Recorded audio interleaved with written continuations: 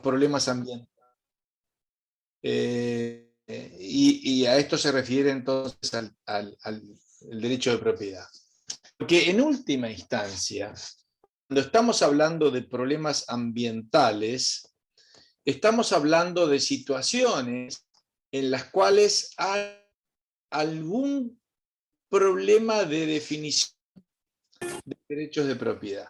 Digo esto porque decir o hablar de la definición del derecho de propiedad, determinar quién es el responsable de determinado recurso. Puede ser el gobierno, pueden ser privados, etcétera, pero el asunto es quién es el que está a cargo de su uso, su explotación, su producción, su cuidado. Y como vamos a ver, los distintos temas que normalmente discutimos en cuestiones ambientales, todos dan vuelta alrededor de esto, ¿no?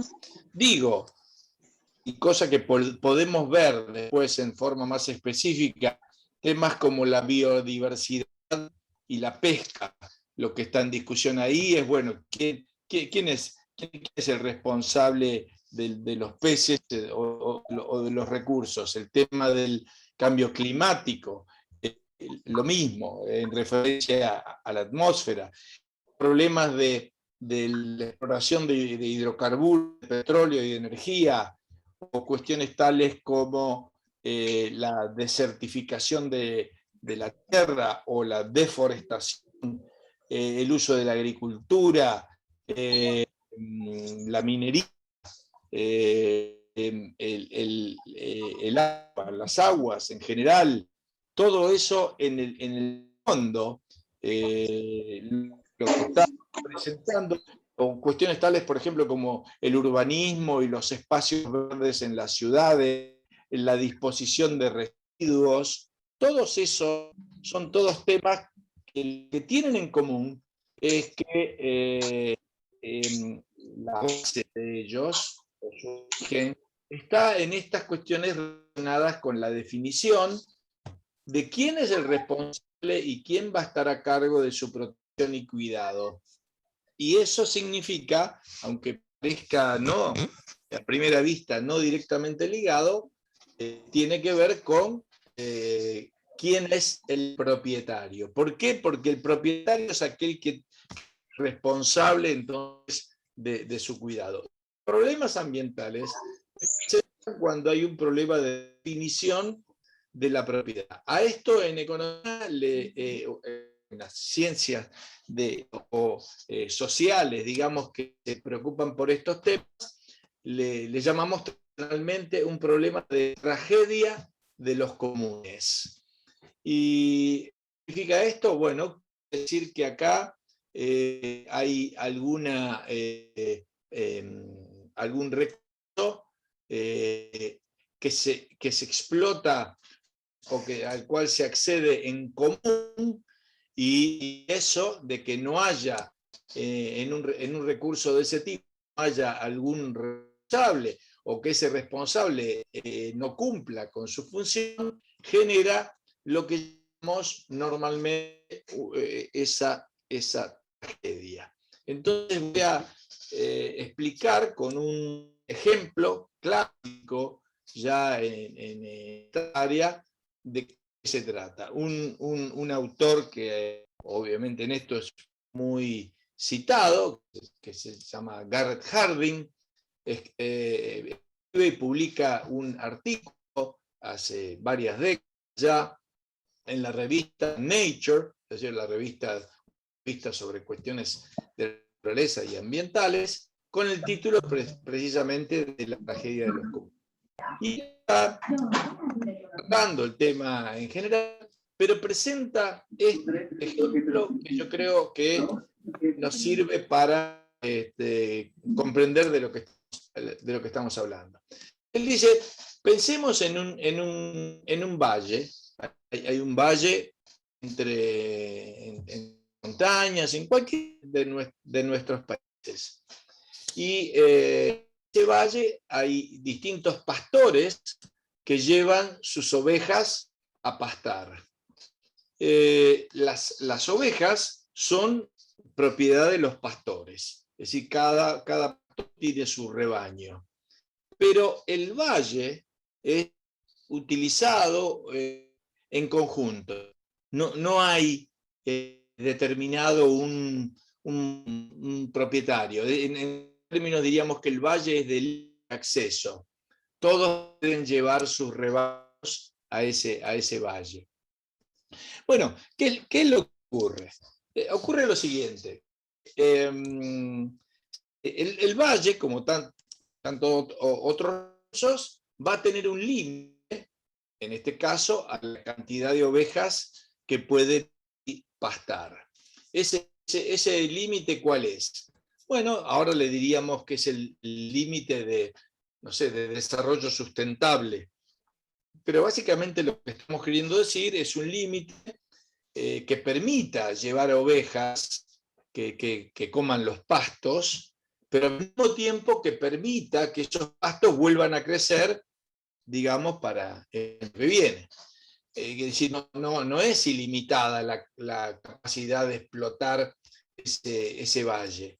Bueno, vamos a suponer que esa capacidad es de, para decir un número cualquiera, 500 ovejas. Muy bien. Bueno, ¿qué es lo que ocurre? Bueno, lo que ocurre es que en tanto y en cuanto haya menos de 500 ovejas, la verdad que no hay ningún problema. Los pastores pueden llevar sus rebaños, las ovejas pueden comer ese pasto, alimentarse, todo bien, hay suficientes pastos para todos y va a volver a crecer para los años siguientes. Ahí no hay un problema principalmente. El problema empieza a aparecer cuando se llega a ese límite, cuando se llega en este caso al número que mencioné de 500 ovejas. ¿Qué es lo que pasa? ¿Y por qué se presenta lo que se llama la tragedia? Bueno, lo que ocurre es que cada pastor sigue teniendo, como antes, un incentivo a agrandar su rebaño, a tener más ovejas, porque cada oveja adicional que tenga va a ser un poco más de lana, un poco de leche, un poco más de carne, en fin, lo que tenga de las ovejas. Pero cada oveja adicional que se agregue significa un poco menos de pasto para el que viene, porque ya hemos pasado ese límite que permite su reproducción. Pero ocurre que cada pastor toma en cuenta simplemente el beneficio que le da tener oveja más, pero no el costo en la reducción de la capacidad del valle, porque ese es un costo que se comparte en realidad con todos los demás pastores. Quiere decir que a él le toca una parte, nada más que de todo el costo. Entonces, este cálculo le da a él un número positivo. Viene a agregar una oveja más porque tiene todo el beneficio de esa oveja y solamente va a asumir una parte del costo de agregar esa oveja allí. Bueno, ¿qué es lo que ocurre? De la misma forma que piensa eso, piensan todos los demás y todos los demás siguen agregando ovejas hasta que el valle termina depredado. Ocurre más en el incentivo de este pastor, y es que por más que él tuviera conciencia y entendiera la situación y dijera, no hay que agregar más ovejas, ¿qué es lo que pasa? Él va a ver a todos los demás agregando ovejas y va a decir, pero yo voy a ser el único que se va a contener aquí, que no, yo también agrego entonces. Bueno, entonces todos agregan y el valle termina depredado. Esto es algo similar. Vamos a tomar otro problema ambientales. Es lo mismo que ocurriría, por ejemplo, con las ballenas.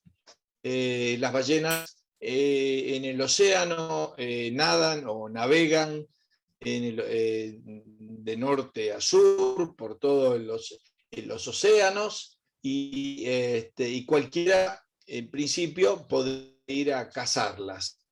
Pero claro, si todos cazan ballenas y nadie cría ballenas, entonces las ballenas van a tender a desaparecer, al igual que los pastos de este valle. Están sujetas al mismo problema de esa tragedia de la propiedad común. Muy bien, este señor que escribió este artículo, este señor que se llamó Garrett Hardin, planteó lo que sería la solución a ese tema, en particular teniendo en cuenta el ejemplo del valle y de las ovejas. La solución es parcelar parcelas del valle y que el pastor tenga en propiedad privada una parte de ese valle. ¿Y qué va a ocurrir ahora si esto es así? Bueno, va a ocurrir que van a cambiar claramente los incentivos. Porque ahora si yo soy ahora un pastor y tengo una parcela que es mía, una parte del valle que es mía, y no comparto con los demás, bueno, yo sé que en esa parcela es sustentable tener, digamos, 100 ovejas. Pero yo voy a tener un incentivo a no poner más de 100 ovejas, porque si yo pongo más de 100 ovejas ahí, el único que se perjudica soy yo. Ahí ya no estoy compartiendo el costo con los demás. Ahí el costo cae en mí, nada más. Entonces, yo ahora tengo un incentivo a tomar eso en cuenta. No solamente voy a tratar, va a haber dos incentivos que voy a tener. Por un lado, es el de cuidar la capacidad de la parcela de tierra que ahora es mía, y por otro lado, cosa que ha ocurrido en la ganadería y en la agricultura en todo el mundo, voy a tratar de buscar de que esa parcela rinda más, es decir, que aumente su productividad. Es decir, no solamente que yo poner ahí 100 ovejas, sino que de pronto pueda poner 200 ovejas. Es decir, si yo logro mejorar, gracias a la innovación tecnológica y la capacidad emprendedora que pueda tener este pastor, si yo puedo mejorar eso, mejorar la calidad de los pastos, que se o que crezcan más rápido, bueno, yo voy a poder poner en vez de 100, voy a poner 200 y no voy a estar dañando el recurso. Entonces, lo que estaba planteando en este señor Harding es que la propiedad genera incentivos para proteger el recurso, porque lo que hace es centrar en la persona, en el propietario, tanto los beneficios como los costos. Es decir, ahora el propietario es un protector, porque va a querer proteger la propiedad de forma tal de poder seguir usándola. Eso es lo mismo que ocurre, si ustedes se ponen a pensar, en sus casas, donde ustedes viven. Vamos a suponer que ustedes viven en casas, no sé, de sus padres, y los padres son propietarios de la casa. ¿No? ¿Qué es lo que ocurre con esta propiedad? Bueno, ocurre que la propiedad les dice que ellos van a recibir tanto los beneficios de actuar como buenos propietarios o los costos de actuar como malos propietarios. Esto es, si ellos se ocupan de mantener la casa, de pintarla, de arreglar el techo, la casa no solamente van a poder habitarla en forma confortable, sino que además la casa va a mantener su valor, incluso puede hasta aumentarlo. Es decir, fíjense ustedes, el mercado lo va a premiar por haber actuado como buenos propietarios y el valor, es decir, el precio de la casa en el mercado, incluso puede aumentar. Ahora, si ustedes son negligentes, o sus padres son negligentes, y se ocupan de la casa. No la pintan, no cambian una puerta que se rompió o una ventana rota o el techo que, etcétera, etcétera. La casa se va a empezar a venir abajo y van a tener ellos o se van a terminar haciéndose cargo o va a caer sobre ellos los resultados de esa conducta negligente. La casa va a perder valor, su precio va a caer. Entonces, como vemos acá, el mercado es un mecanismo que premia cuando se trata bien un recurso y castiga cuando se trata mal. Claro, alguno pensará, bueno, también puede haber un propietario que decida, no sé, consumirse todo o destruir el recurso. Sí, algunos casos así pueden ocurrir, pero no es lo que es decir, alguien, por ejemplo, puede ser dueño de una cantidad de ganado y decidir matar a todas las vacas que tiene.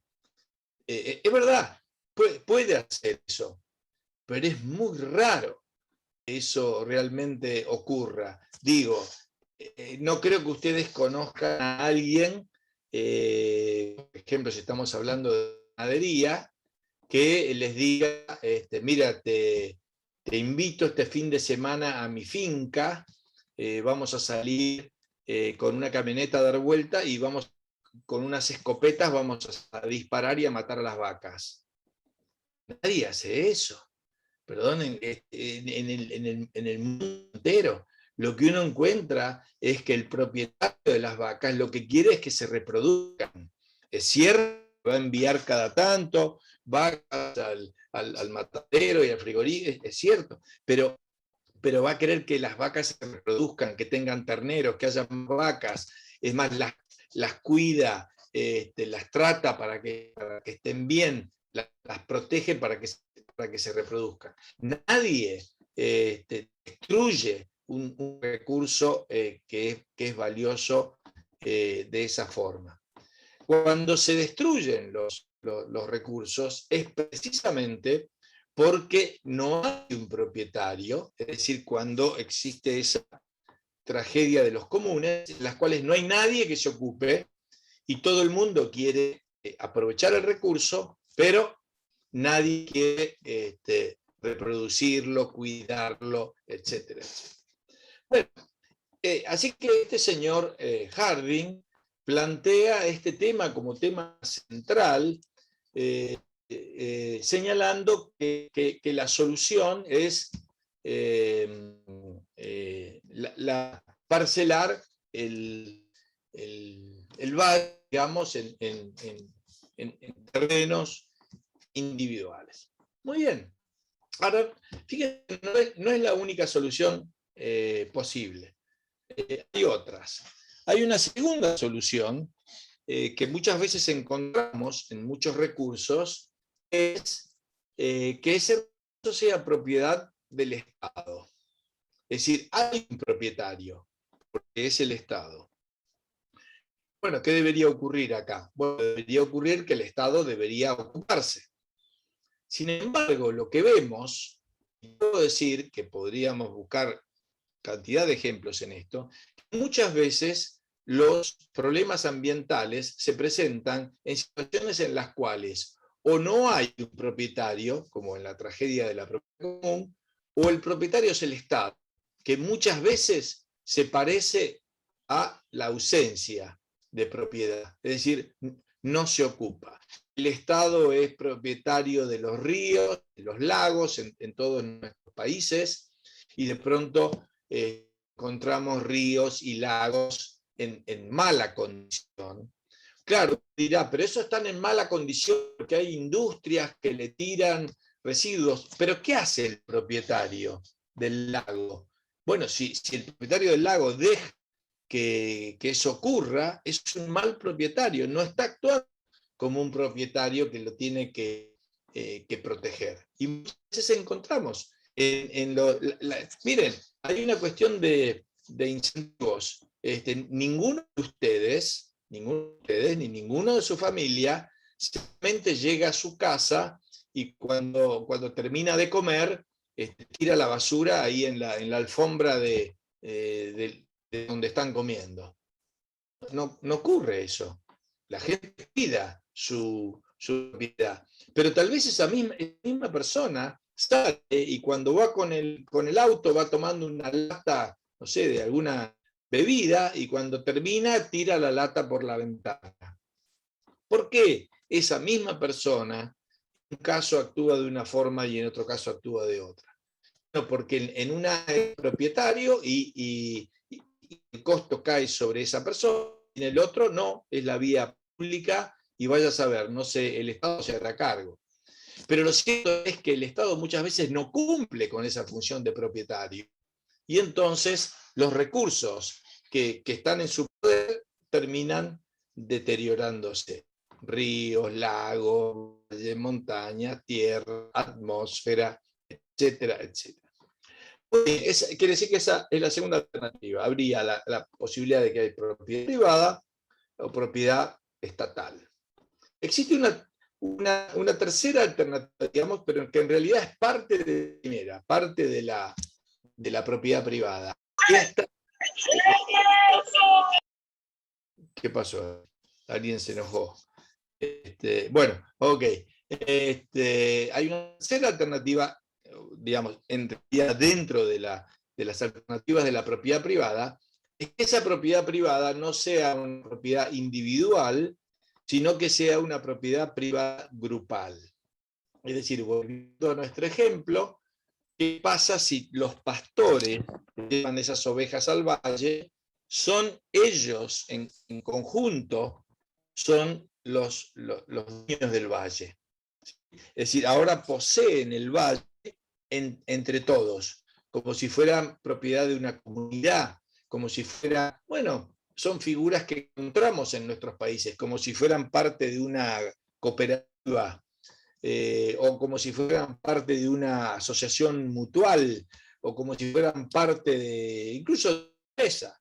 Si todos fueran dueños de la empresa y la empresa es dueña del valle. Esta es una alternativa de propiedad privada grupal.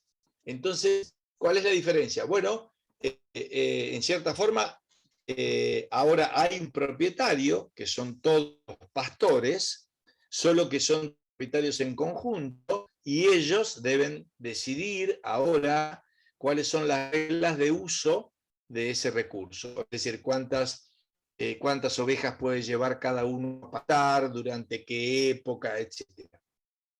El estudio de este tipo de soluciones es el que llevó, si antes mencioné que para la propuesta de la propiedad privada era la de este señor Garrett Hardin, acá hubo una mujer que fue la primera mujer que recibió el Premio Nobel de Economía, que se llamó Elinor Ostrom.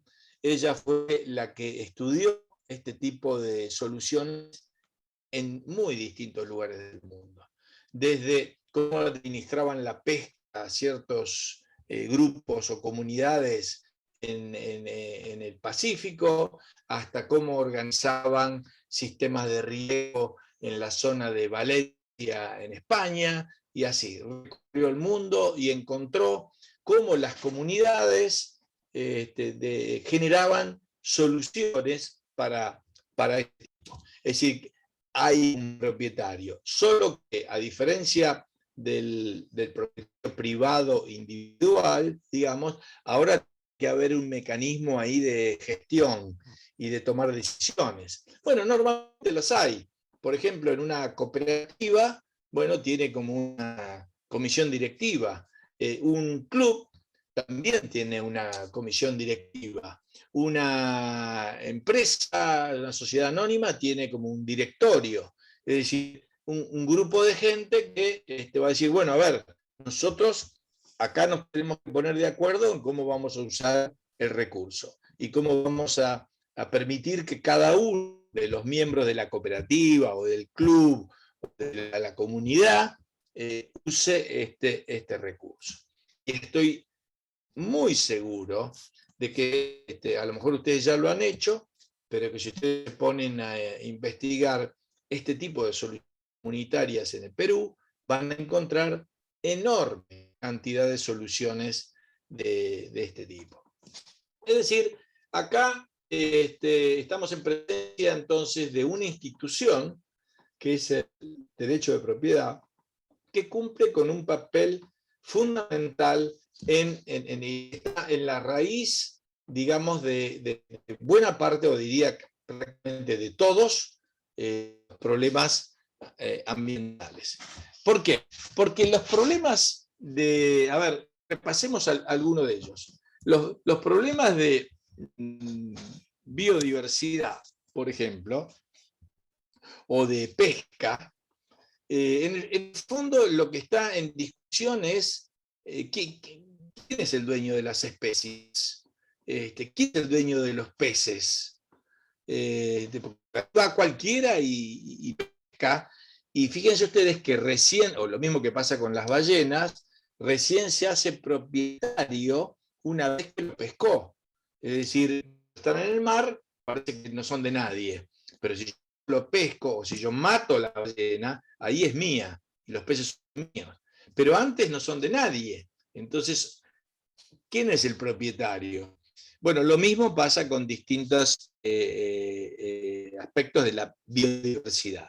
Lo mismo podemos decir del cambio climático. ¿Qué ocurre acá? Bueno, acá lo que está en discusión es en general, digamos, llamémoslo así, la atmósfera del planeta, digamos, que es influenciada, digamos, por las acciones que se puedan hacer, bueno, todos vivimos en este planeta. Pero ¿quién es el responsable? ¿Quién es el propietario de eso? Hay un problema ahí también vigente. Otro tema de esto, el problema es de la energía o de la explotación de petróleo. ¿Quién es el dueño del yacimiento y quién es el dueño, no sé, de las tierras que puedan ser dañadas por la explotación petrolera? ¿Quién es el dueño del subsuelo? ¿Y quién es el dueño de la superficie? Si eso está separado. Esas son las cuestiones que hay detrás de todo eso. Cuando se desertifica, o sea, se empieza a convertir en desierto ciertas tierras, la pregunta es ¿de quién son esas tierras? ¿Y qué pasa con el propietario? ¿Qué está haciendo el propietario al respecto?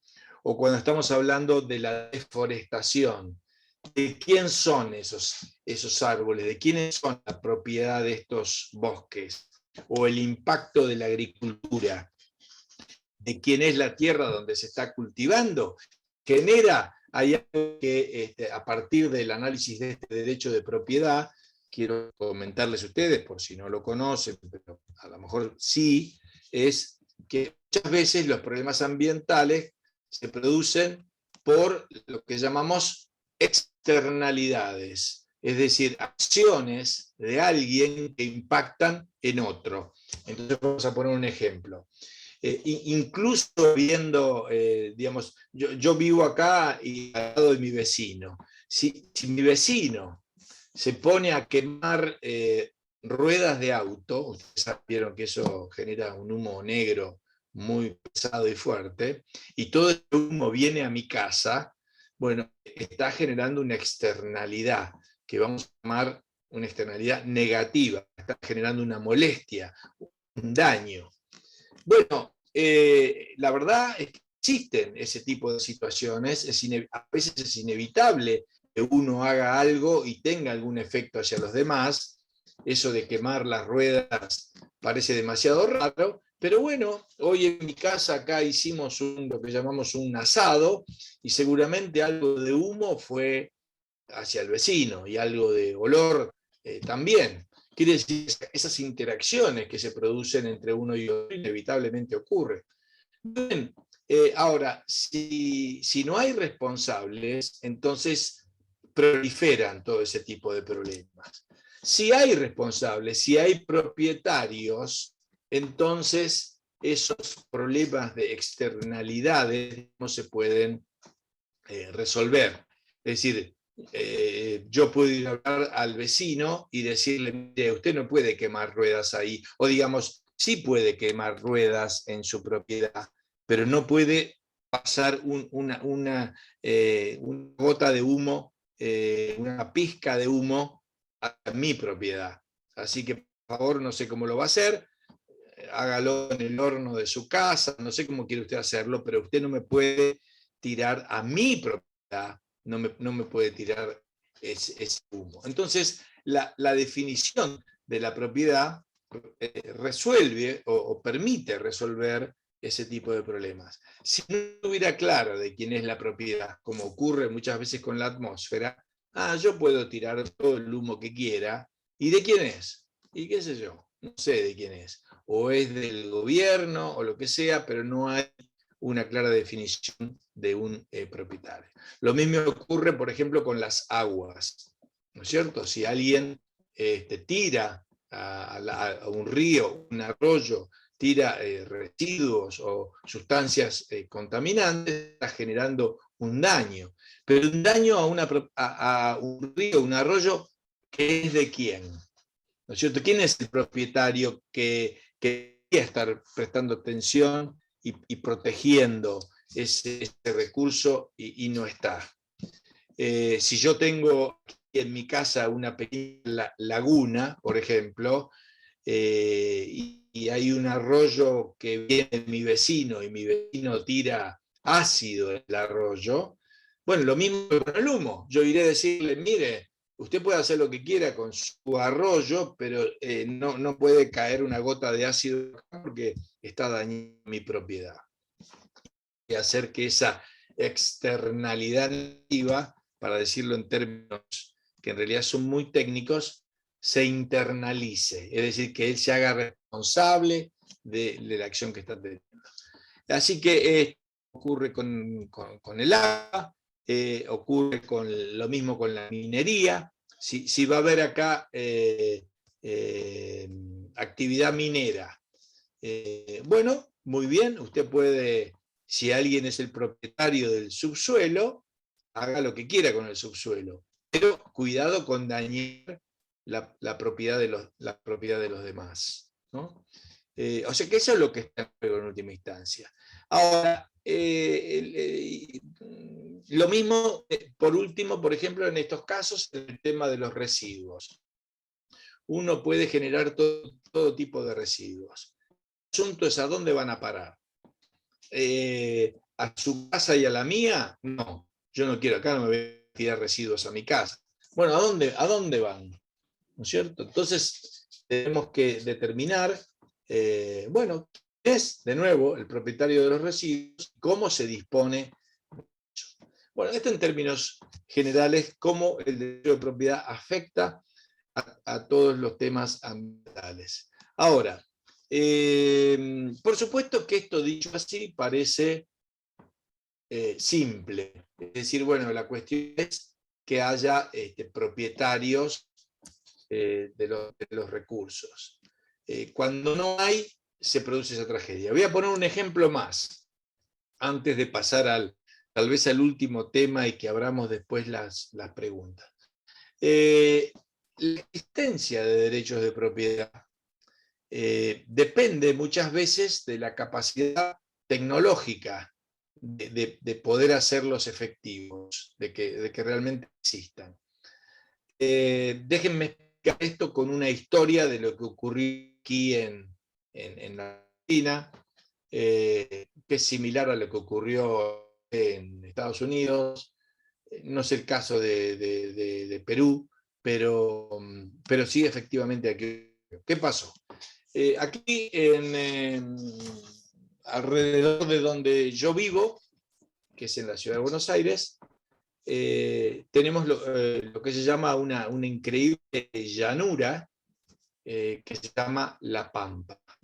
Esa es toda una enorme llanura. A decir verdad, para que ustedes tengan una idea, y sobre todo ya que conozco Perú y es un país, digamos, montañoso, esto va a parecer incluso algo raro, pero ustedes pueden salir de Buenos Aires y recorrer prácticamente 700 kilómetros en cualquier dirección, y no van a ver una sola elevación de la tierra más alta que una casa de 2 pisos. Es decir, es absolutamente plano. Tan plano es que uno va recorriendo eso hasta llega a ser aburrido, obviamente, porque uno va recorriendo kilómetros y kilómetros de tierra absolutamente plana, donde lo único que ve es trigo, maíz, vacas, soja, trigo, maíz y así sucesivamente. Bueno, ¿qué pasó allí? ¿Y qué tiene que ver con la propiedad? Bueno, resulta que llegaron los españoles, y esto era una zona poco habitada, no había muchos, había por supuesto algunas tribus locales, nómades en esa zona sobre todo, no había muchos, y los españoles trajeron estas especies que no existían en América, es decir, trajeron vacas y toros, caballos y yeguas. Bueno, ¿qué es lo que pasa? Primero, fundaron la ciudad de Buenos Aires, dejaron unos animales ahí, pero después la abandonaron y se fueron a lo que ahora es Paraguay, volvieron a fundarla como 50, 60 años después. El asunto es que los animales quedaron sueltos ahí, en este nuevo hábitat, en la naturaleza. Y encontraron un hábitat muy favorable para su reproducción, porque toda esa llanura, esa pampa, eran unos pastizales muy altos, que eran muy buenos para su alimentación, y no había mayores depredadores. A lo sumo había algunos pumas por ahí, pero no mucho. Entonces se empezaron a reproducir, y a reproducir, y a reproducir. Bueno, después volvieron los españoles, se vivió la colonia, qué sé yo, y todo ese ganado que se empezó a reproducir dio origen a la primera actividad industrial en la zona, que era las curtiembres. Es decir, buscaban el cuero de estos animales.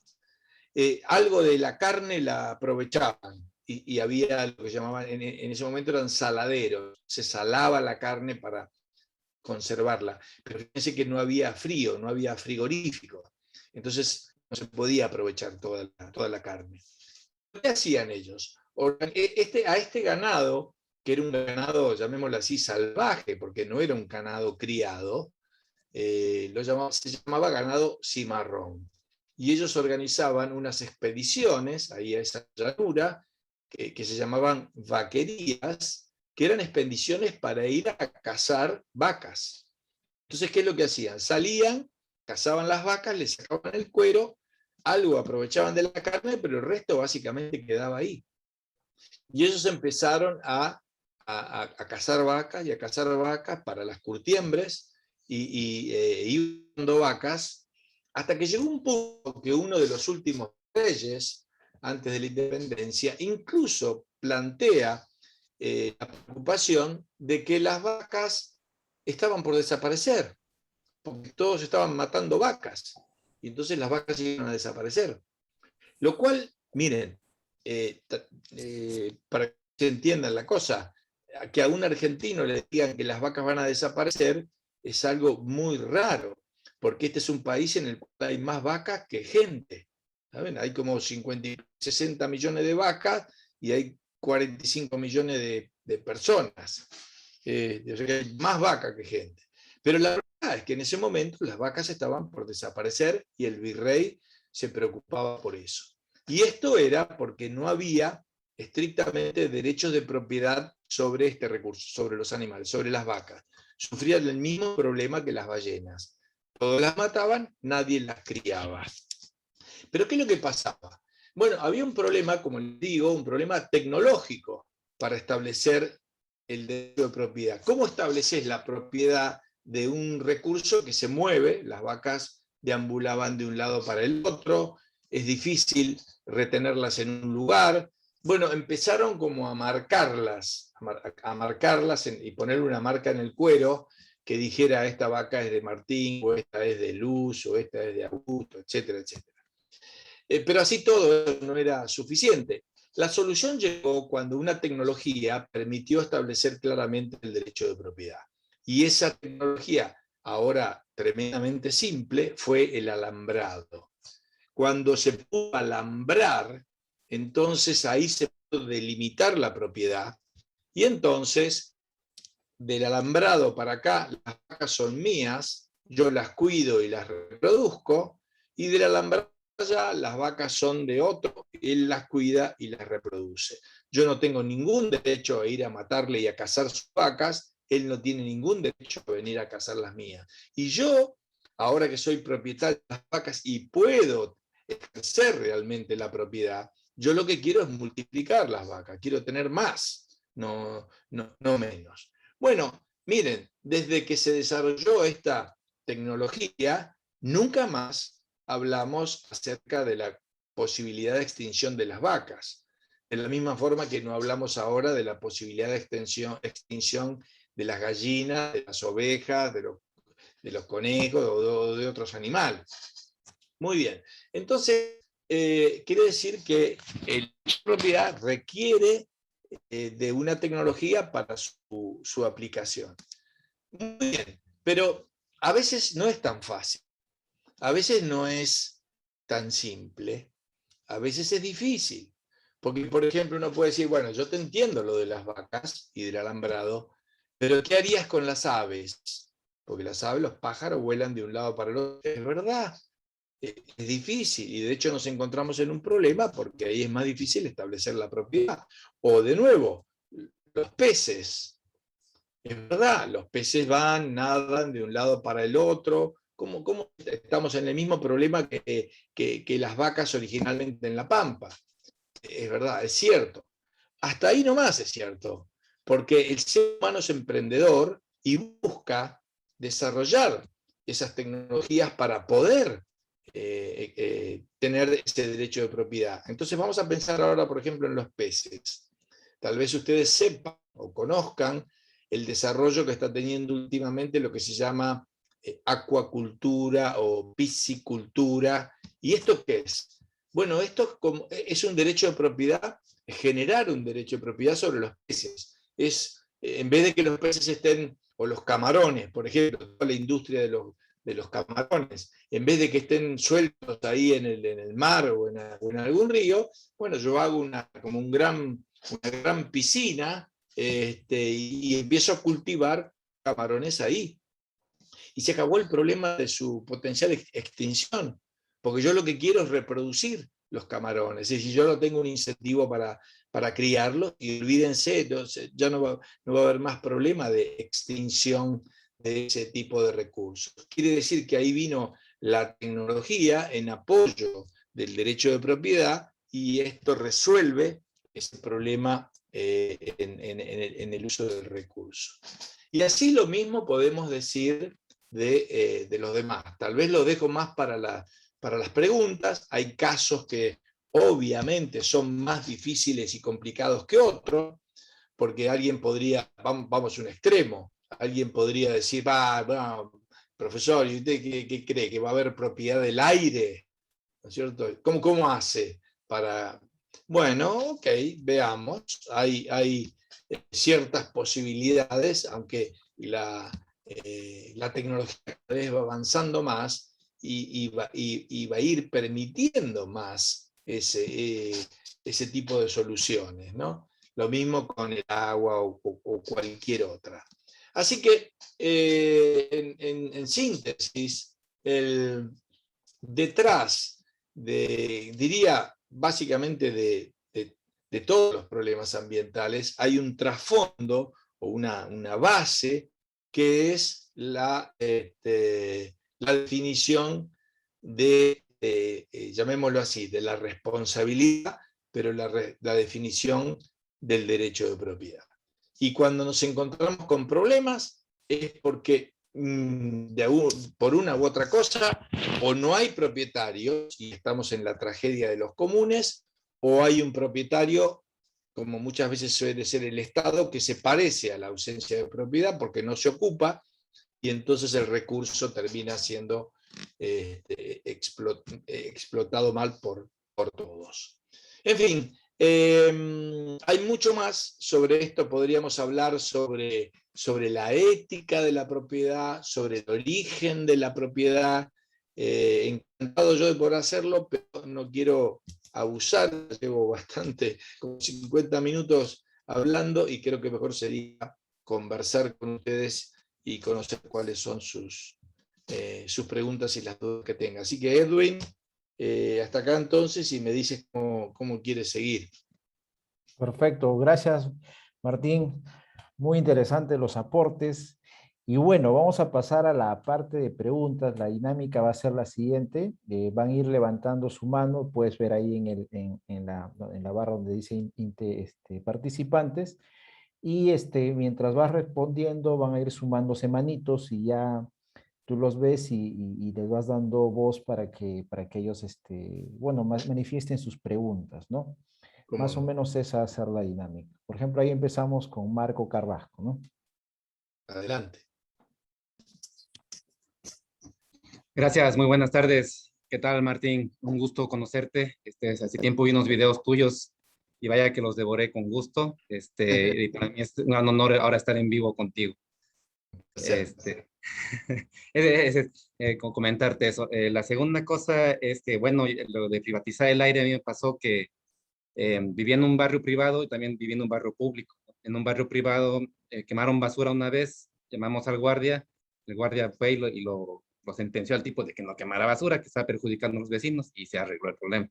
En el barrio público nos pasó lo mismo, llamamos a la policía y nunca llegó, se nos ahumó la ropa que estaba en el tendedero. Entonces puede ser una forma de privatizar el aire, ¿no? De alguna manera. Y la pregunta se me va, es muy difícil para los que estamos dedicando a compartir ideas de la libertad respecto a cómo puedo yo decirle a la gente que no tenemos un plan, que justamente la innovación va a salir una vez que pongamos la propiedad privada como esencial para que la innovación surja, pero nunca tenemos una respuesta. O sea, no puedo decirte cómo vamos a monitorear las aves, se me ocurren microchips, ¿no? Y donde aniden, tal vez el que tenga los nidos tenga cierta propiedad sobre el ave, pero donde se reproduzcan es otra propiedad de otra persona. Entonces, de alguna manera, hay respuestas que no se van a dar hasta que la propiedad privada se defina y la gente empiece a innovar para poder solucionar esos problemas. ¿Cómo podemos de forma sencilla llegarle a la gente y diciéndoles, no tengo las respuestas, pero al mismo tiempo creo que, creo que ese es el camino? Sí, yo creo que, mira, hay dos caminos, diría. Uno de ellos es que esa innovación, digamos, se va a producir, va avanzando, digamos, en la medida que la gente va valorando esos recursos, va a haber emprendedores que van a querer desarrollar eso, es decir, en la medida que, mira, si a la gente no le importan los pájaros, entonces nadie va a cuidar a los pájaros. Pero en la medida que la gente se empieza a ocupar de los pájaros y empieza a prestar atención, van a empezar a surgir cantidad de iniciativas que buscan protegerlos, cuidarlos y permitir que se reproduzcan. Por ejemplo, yo creo que una forma de llegar es muchas veces a través de ejemplos. Por ejemplo, ya que estamos de ejemplo, yo conozco ejemplos donde hay ciertos pájaros, ciertas aves que tienen algunos lugares específicos, no sé si en Canadá, creo que en Canadá o en los Estados Unidos, que van a reproducirse allí, es decir, que van a hacer sus nidos y a dejar sus huevos en un determinado lugar. Porque los pájaros, viste, van de un lugar al otro, pero de pronto se reproducen ahí. Entonces, ¿qué han hecho aquellos que quieren proteger a los pájaros? Compraron esa propiedad y la dejaron, la dedicaron simplemente a que los pájaros puedan con tranquilidad ir ahí y reproducirse y tener sus nidos, dejar sus huevos, etcétera, etcétera. Es decir, en tanto y en cuanto a la gente le interesa eso, van a surgir iniciativas de este tipo, de quienes van a querer canalizar ese interés para efectivamente tener soluciones sobre esto. Hay cantidad de gente que son, y fíjate que estas cosas van evolucionando también con las ideas del momento. Hay cantidad de gente que son no sé, coleccionistas de aves. Pero, y bueno, son gente que protege y reproduce esas aves. Muchas veces ahora predomina una idea de que no está bueno, de que las aves estén en jaulas, por ejemplo. Bueno, ok. Empiezan a desarrollar otros métodos para que no necesariamente las aves estén encerradas, pero para que puedan reproducirse y tengan espacios más grandes. Incluso hay tecnologías, por ejemplo, veía en algún momento que hay tecnologías que generan jaulas que no las ves, es decir, jaulas que son grandes bóvedas, digamos, de ondas de sonido. Entonces, un pájaro vuela libremente, digamos, en un determinado campo.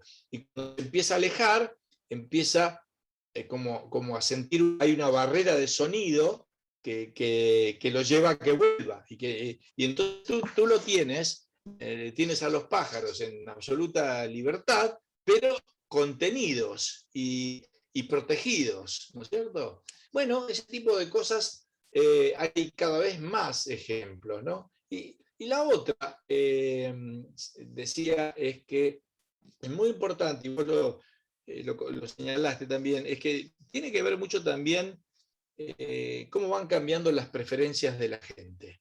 Porque en la medida que las preferencias de la gente van cambiando y se ocupa más de estos temas, entonces se empieza a desatar una serie de soluciones que antes no aparecían. Entonces, por ejemplo, no sé, vos vas ahora a tomar un café en Starbucks y Starbucks te dice, mire, todo lo que tenemos acá es reciclado y además por cada café vamos a plantar un árbol.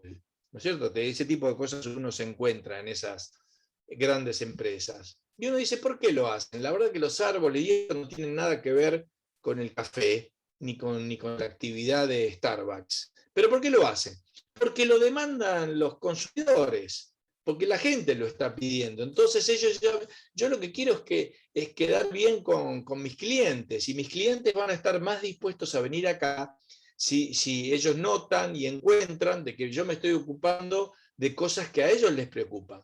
Entonces a lo mejor yo no tengo nada que ver con los árboles, pero yo tengo que ver con el café. Pero si yo le digo que yo cuido el ambiente en aquellos lugares donde se produce el café, y que además con el dinero que ellos me dan, yo lo dedico a plantar un árbol acá, resulta que vos tenés una gran actividad voluntaria, todo absolutamente voluntario, que va avanzando en la protección y el cuidado del ambiente, en aquellas cosas que de pronto son difíciles de proteger.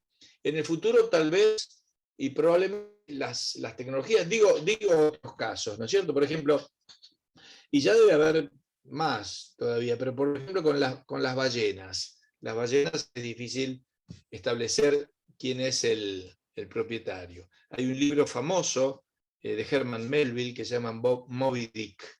Era una gran ballena, ¿no es cierto? Y un capitán medio loco que la persigue. Y en ese libro cuentan cómo se establecía la propiedad de las ballenas ahí en el siglo XIX. Y el asunto era así.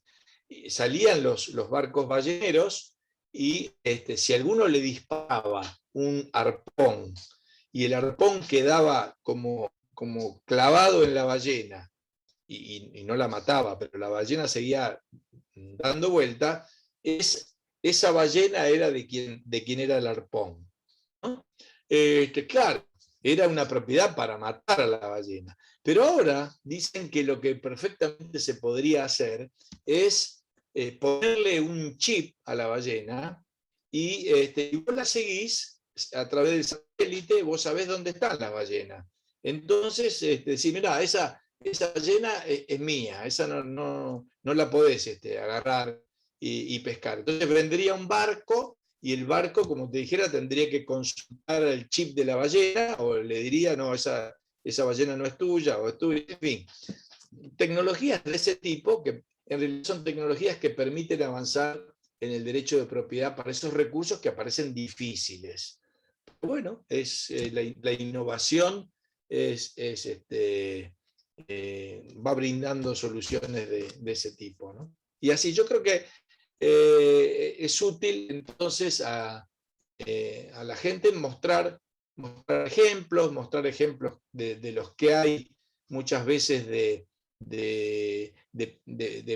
parques privados que buscan reproducir o proteger ciertos animales. Aquí, por otros ejemplos que tengo aquí en la Argentina, por ejemplo, hay ciertas propiedades que arman cotos de caza de ciervos, ¿no? Entonces te permiten ir a cazar un ciervo, pero ellos, mientras tanto, están reproduciendo ciervos, porque ellos lo que quieren es que, bueno, que vaya de pronto uno y case un ciervo, pero lo que necesitan es tener muchos ciervos para que eso funcione. Entonces es un lugar donde reproducen los ciervos, por ejemplo, que si no estarían ahí sueltos por ahí y todo el mundo iría a matarlo.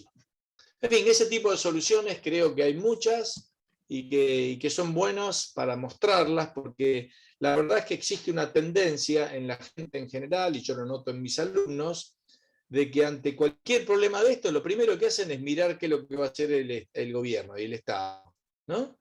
Y sí, pero la verdad que hay soluciones alternativas, y como decía antes en la charla, el Estado no es la mejor solución, porque muchas veces ni siquiera se ocupa de eso, o está cooptado por determinados intereses y hace la vista gorda de lo que ocurre, etc. Entonces no tenemos que pensar que el Estado es la solución ideal y que son todos ángeles que van a estar ahí protegiendo a los pobrecitos animales. Ni atención les prestan muchas veces a eso, ¿no? Así que creo que con este tipo de ejemplos se puede avanzar mucho en la discusión. Muchas Así que, gracias. gracias, Marco. Me voy a dedicar Bueno, a buscar más ejemplos para dejarle a la gente muy plasmado lo que ya se hizo y que la imaginación vuele lo que se puede, el potencial que hay, ¿no? sí, sí. Muchas gracias. Bueno, viste que hay varios libros ahí. Edwin los conoce a todos, así que cualquier cosa le preguntas, pero esos libros de medio ambiente, de libre mercado o ambientalismo de mercado, cuentan muchos ejemplos de esta naturaleza y que uno puede presentar y ayudar. Y seguramente también hay ejemplos en tu propio país. Es cuestión de que a veces uno no se pone o no están directamente a la vista y uno los puede mostrar en ese caso. Gracias. Edwin, acá veo, no hay una mano levantada, pero veo que David acá ha hecho chat. Exacto. Entonces, leo su pregunta. Un honor estar en la misma sala con usted. Bueno, gracias, David. Mi pregunta es referente a la externalidad de un sonido ruidoso y molesto emitido por el equipo de sonido de un vecino. ¿Cómo solucionaríamos esa externalidad? Ya que si bien es cierto, el vecino está en su propiedad. Es verdad. Mira, este es un muy lindo ejemplo que das, David. En principio, hay que determinar si, y yo lo que voy a decir parece como muy tonto, pero tiene su punto también, creo yo. Primero hay que determinar si es una externalidad positiva o negativa. Porque si tu vecino pone la música fuerte y tú la escuchas en tu casa, puede ser una molestia si, por ejemplo, esta tarde querías dormir la siesta y el otro no te deja dormir porque pone la música fuerte. Pero a lo mejor vos querías tomar sol en el jardín de tu casa y el vecino te pone una linda música y vos decís, ay, qué buena música me pone el vecino. En ese caso es una externalidad positiva. Es decir, te está haciendo como un favor, digamos. Y vos decís, qué bueno que el vecino está haciendo aquí como de disc jockey, digamos, como de una disco, ¿no es cierto? Me está poniendo música acá. Okay. O sea que puede ser dado con este tema porque puede ser positivo como negativo, esos efectos externos. Ahora vamos al caso de que efectivamente es negativo.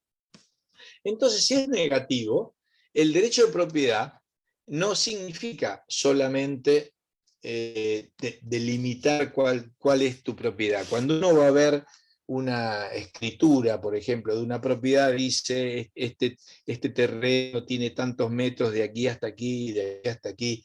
No es solamente eso la propiedad, también es qué es lo que se puede hacer dentro de la propiedad. Y entonces hay un cierto límite de las cosas que se pueden hacer y que generan, en este caso, molestias hacia los vecinos.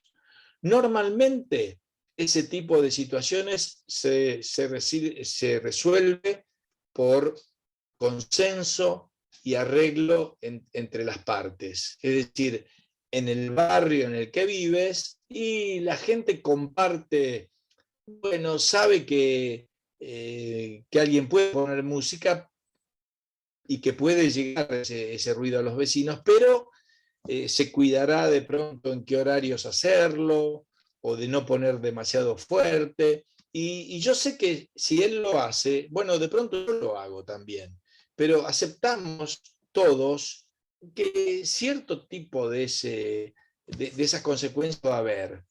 Pero bueno, las toleramos. Mi vecino, por ejemplo, puede hacer esta noche, hoy que es sábado, por ejemplo, supongamos que mi vecino hace una fiesta y ponen la música a todo volumen hasta las 2 de la mañana, y yo quiero dormir.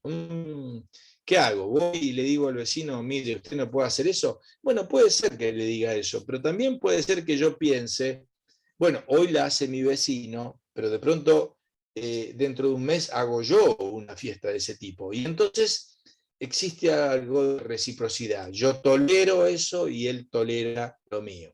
Ahora, si el vecino va a hacer fiesta todos los fines de semana, ya no.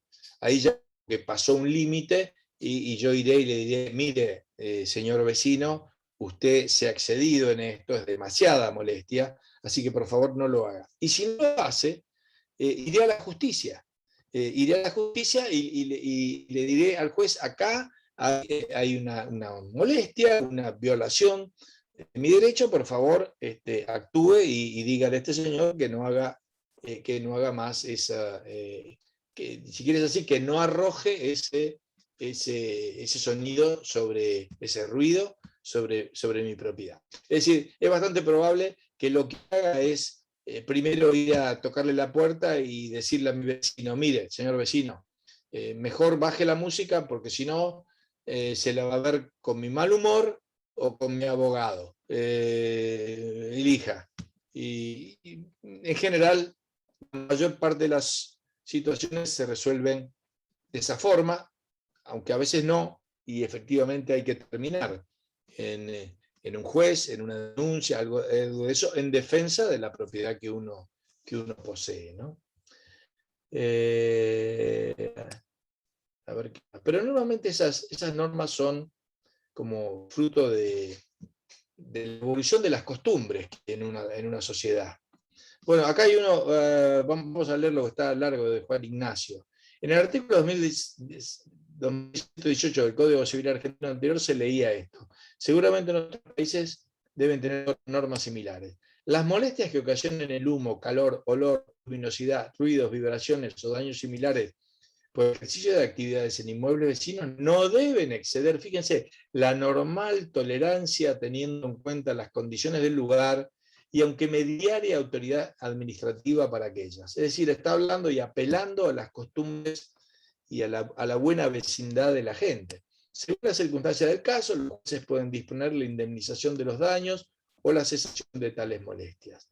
En la aplicación de esta disposición, el juez debe contemporizar las exigencias de la producción y el respeto debido al uso regular de la propiedad. Asimismo, tendrá en cuenta la propiedad en el uso. La normal tolerancia sería el criterio algo vago en su extensión, es el límite de la propiedad en el caso de la ley argentina. Así es.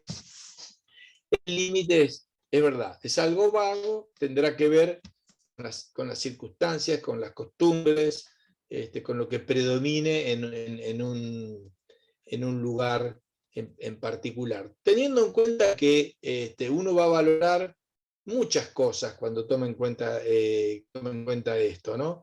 Es decir, yo puedo vivir al lado de una fábrica, la fábrica de pronto hace ruido. Bueno, puede ser una molestia para mí, sí, es una molestia para mí, pero a lo mejor yo trabajo en esa fábrica. y no quiero que la fábrica cierre porque me quedo sin trabajo. Entonces, si bien es una molestia, a lo mejor es una molestia que acepto en esas circunstancias, ¿no? Bueno, tengo el derecho de pronto de decir, no quiero que este ruido llegue a mi casa, pero a veces uno quiere ejercerlo o no quiere ejercerlo, porque hará algún, verá si, qué prefiere en esas circunstancias, ¿no? En fin, yo creo que, y después estaba el caso que la solución de lo que planteaba Marco, ¿no? Creo que era Marco que planteó el tema de los barrios privados. El barrio privado, en última instancia, es una solución institucional para muchos de estos problemas, porque uno va a vivir ahí a ese barrio, el barrio tiene ciertas reglas, y yo elijo elegir vivir en este o en el otro. Prefiero, obviamente, un barrio en el cual haya ciertos límites para, no sé, las fiestas nocturnas, u otro podría ser un barrio más para gente joven que quiera hacer fiesta toda la noche. En fin, uno podría elegir en qué ámbito vivir y si va a aceptar o no va a aceptar más de ese tipo de molestias o no molestias, ¿no? El problema muchas veces que ocurre con las regulaciones públicas y sobre todo, por ejemplo, muchas veces con leyes o códigos, es que buscan una solución general que debe aplicarse a circunstancias que de pronto son muy, muy distintas. En cambio, si arreglamos entre nosotros, bueno, van surgiendo normas que se adecúan a cada caso en particular. Bueno, ¿qué más?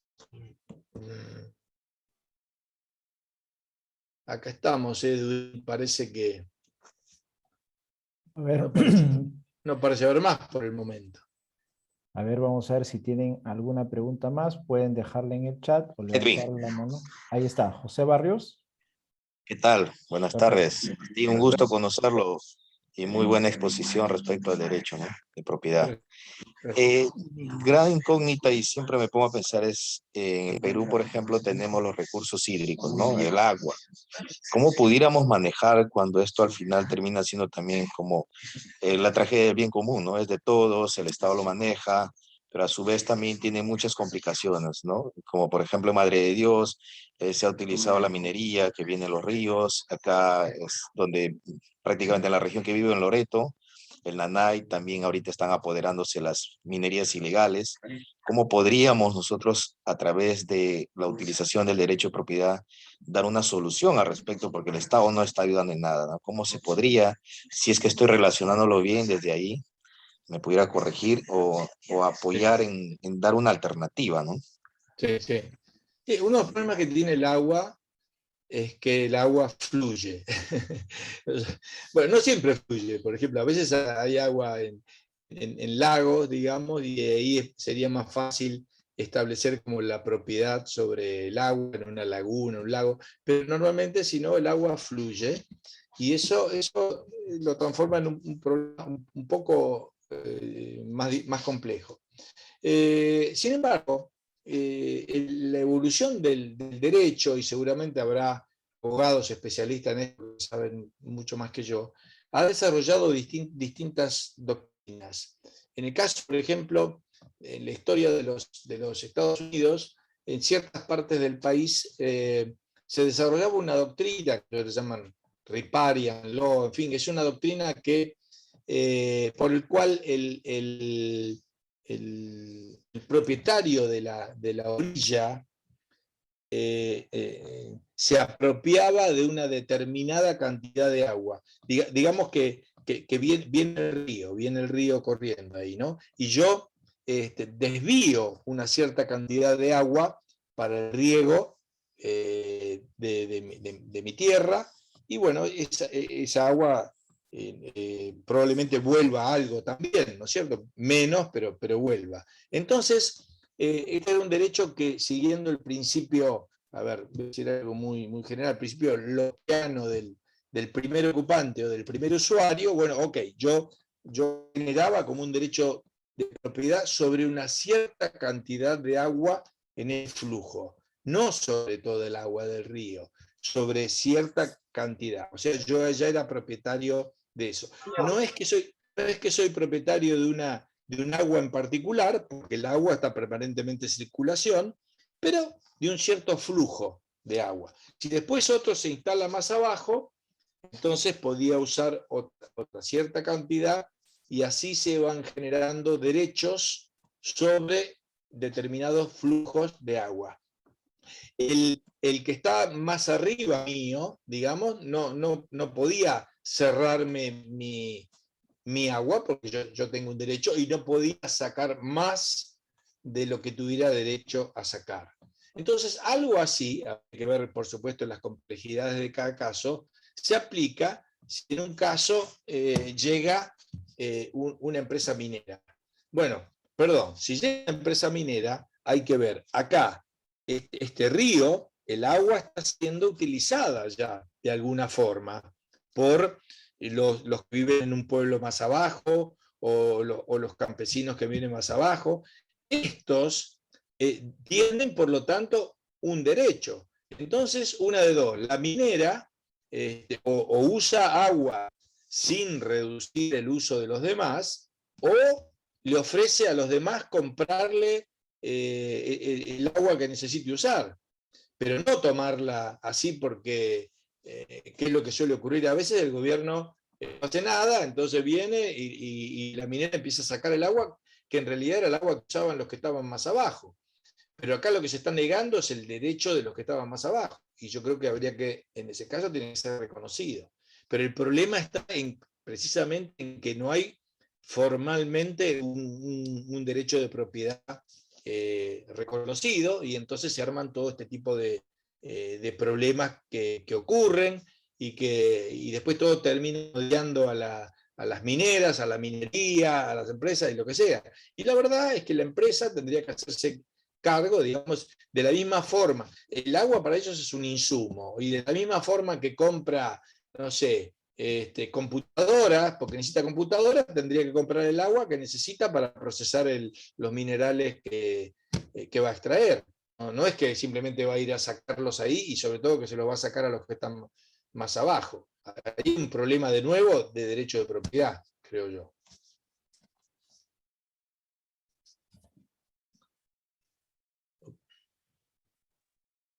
Perfecto, muy clara la respuesta, Martín. Bueno, a ver si hay alguna otra pregunta. Pueden entrar a la opción reacciones y levantar la mano. De repente la quieren manifestar ahora oralmente o en el chat.